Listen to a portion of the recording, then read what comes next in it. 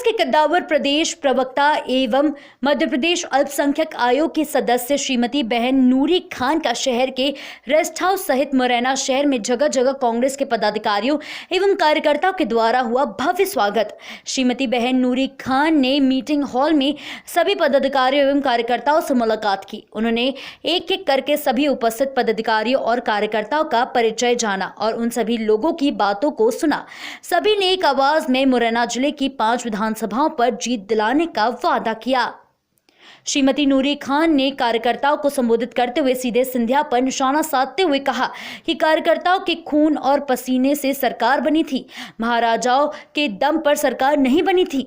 दूर से हाथ हिलाकर सीधे निकल जाते हैं, तो कभी सड़क पर नारियल फेंक कर निकल जाते हैं, तो कभी कार्यकर्ताओं को धक्का देकर निकल जाते हैं। कहीं कार्यकर्ता को मंच से धक्का दे देते हैं। मंच पर कार्यकर्ता नहीं तो कौन बैठेगा? इस सत्ता के बीच घूमकर काम कौन करता है? कार्यकर्ता काम करता है। जब आप उस कार्यकर्ता का अपमान करते हो तो कार्यकर्ता की आंख से खून का आंसू बहता है और कार्यकर्ता के खून का एक आंसू आपकी पूरी की पूरी विरासत को गिरा सकता है। श्रीमती नूरी खान ने केंद्र सरकार को घेरे में लेते हुए कहा कि आप नफरत फैलाते हो। आप सोचिए, हिंदुस्तान के मुसलमानों ने सुप्रीम कोर्ट का कितना पालन किया, अपने धर्म के अंदर ट्रिपल तलाक कानून बनाया, जबकि जो दिखाया गया है वो होता नहीं है। जो समाज बेटी को सम्मान देता है, मुस्लिम समाज में बेटी के पैदा होने पर उसको अल्लाह की रहमत समझा जाता है। वो समाज बेटी के साथ अत्याचार और 3 तलाक देकर ऐसे नहीं छोड़ सकता है। यह सब एक झूठी भ्रांति है। मैं भी उसी समाज की एक बेटी हूँ।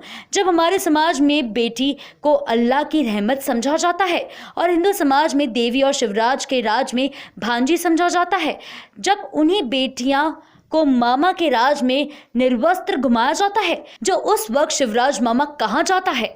लेकिन एक बात कान खोलकर सुन लीजिए, मुरैना वालों की ताकत नहीं जानते। छाती चौड़ी नहीं होती, लेकिन जिगर 56 इंच से ज्यादा चौड़ा होता है। यहाँ का पानी गद्दारी बर्दाश्त नहीं करता है। यह चंबल की भूमि है। अगर सभी समाज मिलकर एक हो जाए, ऐसे गद्दारों को मिलकर हम यहाँ से बाहर फेंक देंगे। प्रत्याशी कौन बनेगा ये मत सोचिए, चेहरा कमलनाथ का देखिए। ये जो चुनाव है लोकतंत्र के सम्मान का चुनाव है। लोकतंत्र को जिंदा रखना है तो महाराज को हराना पड़ेगा, वरना फिर से एक महाराज खड़ा होगा और हमारे विधायकों को बेच देगा। कांग्रेस कार्यकर्ता के खून और पसीने से सरकार बनी थी। ये महाराजाओं के दम पे सरकार नहीं बनी थी। जो हाथ हिला के घूम के निकल जाते हैं और कहीं पे तो सड़क पे नारियल फेंक देते हैं, कहीं पे कार्यकर्ता का अपमान कर देते हैं, कभी मंच से कार्यकर्ता को धक्का दे देते हैं। अगर कार्यकर्ता मंच पे नहीं बैठेगा तो कौन बैठेगा? इस जनता के बीच में घूम के काम कौन करता है? कार्यकर्ता काम करता है। और उस कार्यकर्ता का जब आप अपमान करते हो तो जो उसके आंख से खून का आंसू बहता है, एक आंसू आपकी पूरी की पूरी विरासत को गिरा सकता है। ये बात महाराज को याद। मैं यहाँ पे मेरे अंकल बैठे हैं, यहाँ मेवाती साहब बैठे हैं, भैया भाई मेवाती साहब बैठे हैं। एक मुस्लिम समुदाय में बेटी का घर से बाहर निकलना भी मुश्किल है। 8वीं क्लास से बाहर पढ़ना भी मुश्किल है।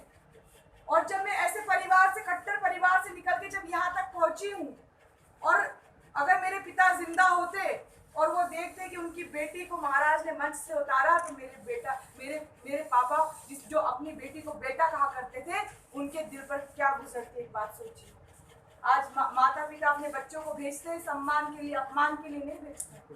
बात सिर्फ मेरे अपमान तक होती तो ठीक थी, मैं चुप रही, लेकिन बात अब आ गई है लोकतंत्र की हत्या की। आप जनता से पूछिए कि जो लोकतंत्र और संविधान की हत्या कर दे, वो कौन से किसानों की बात कर रहा है? वो कौन से सम्मान की बात कर रहा है? इस देश में हिंदू, मुसलमान, दलित, सिख, ईसाई, पिछड़े सब पीछे, पहले सबसे ऊपर अगर कुछ है तो वो बाबा अम्बेडकर साहब का संविधान है। और आज बाबा अम्बेडकर साहब की मूर्तियां तोड़ दी जाती है, उनके संविधान को तोड़ दिया जाता है।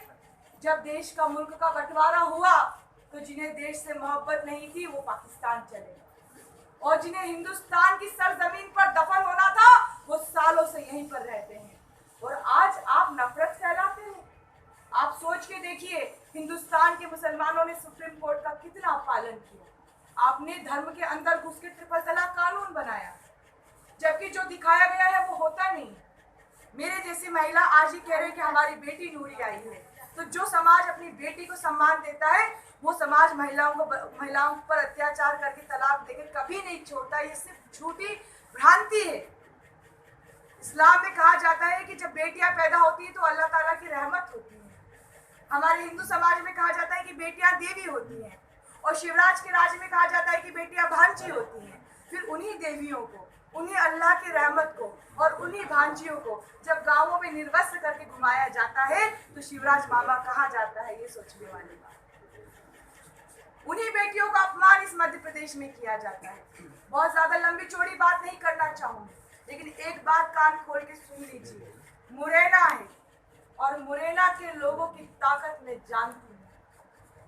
छाती चौड़ी नहीं होती, लेकिन जिगर 56 इंच से ज्यादा चौड़ा होता है। और गद्दारी बर्दाश्त नहीं करता है। आज अगर मुस्लिम और दलित और सारे समाज मिलकर एक हो जाए तो जो गद्दार आएंगे उन्हें हम यहाँ से बाहर फेंक प्रत्याशी कौन बनेगा ये मत सोचिए, चेहरा कमलनाथ जी का देखिए।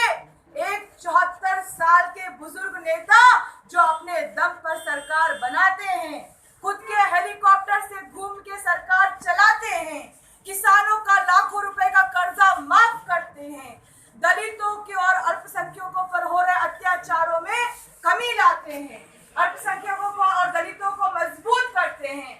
और उन्हीं कमलनाथ जी को 5 साल पूरे नहीं करने दिया जाता, गिरा दिया जाता है। तो ये जो चुनाव है ये लोकतंत्र के सम्मान का चुनाव है। अगर लोकतंत्र को जिंदा रखना है तो महाराज को हराना पड़ेगा, वरना कल से फिर एक महाराज खड़ा होगा और फिर से हमारे विधायकों को बेच देगा। और अगर इन्हें खरीद और बेच कर ही सरकार बनाना है तो क्यों चुनाव करवाने का नाटक ये लोग कर रहे हैं इस देश में। खरीद लें, बेच लें, ईवीएम मशीन भी इनके हाथों में है, देश का संविधान भी इनके हाथों में है, न्यायपालिका भी इनके हाथों में है। तो अब मध्य प्रदेश का चुनाव हिंदुस्तान में बाबा अंबेडकर के संविधान को बचाने वाला चुनाव है। कौन लड़ेगा, कौन लड़ेगा ये मायने नहीं रखता, इस देश का संविधान लड़ेगा। और संविधान की रक्षा मुरैना का मेरा एक एक भाई करेगा, मेरा ये मानना है। यहाँ पर सर्किट हाउस में मेरे बीच मौजूद रविंद्र मवाई जी, राजेंद्र यादव जी, कौशल पंडित जी, सौरभ सोलंकी जी, भैयन खां मेवाती जी, इरफान भाई, विपिन जादव, रईस खान, विनोद जोनवार, सोनू जोनवार, सौरभ दंडोतिया, पवन यादव, सागर सेमीन, सौरभ मिश्रा, जितेंद्र राजौरिया और भी सारे अशफाक भाई जो हमारे साथ आए हैं, सोनू भाई भी हमारे साथ आ गए हैं। मेरे साथ ये आसिफ आया है। कोई भी मेरे से आपको संपर्क करना है तो आसिफ का नंबर आप ले लीजिए और हम सब युवाओं की टीम मजबूत करो, मैं आपके साथ खड़ी हूँ। फिर से सरकार बनाओ, आपके सम्मान की जिम्मेदारी मेरी है। जैसे मेरा अपमान हुआ, मैंने इतने सारे नाम इसलिए पढ़े हैं क्योंकि मुझे चाहिए कि मेरे कांग्रेसी कार्यकर्ताओं का सम्मान सरकार बनने के बाद भी होना चाहिए। मैं आपकी बहन हूँ, बहन होने के नाते सदैव आपके साथ हूँ। मैं आपकी ऋणी रहूंगी। इस लोकतंत्र की लड़ाई में हम सबको एक बड़ा युद्ध लड़ना है। और रही अल्पसंख्यक आयोग की बात, जिस दौरे पर मैं आई हूँ, मेरी कोशिश उस आयोग के दौरे के माध्यम से कोई हिंदू मुसलमान की बात नहीं, बल्कि इस्लाम में मुसलमानों में शिक्षा का प्रतिशत बहुत कम है, तो हमारी बेटियां कैसे शिक्षित हो सके, उस मिशन पर मैं बाहर निकली हूँ कि हमारे युवाओं को रोजगार मिल सके। ये मेरी सोच है। धन्यवाद। जय हिंद। लगातार खबरों के लिए बेल आइकन दबाइए। हमारे साथ जुड़े रहने के लिए खबरगति न्यूज़ को सब्सक्राइब कीजिए। You can also follow us on Facebook. You can also follow us on Twitter. And you can also follow us on Instagram.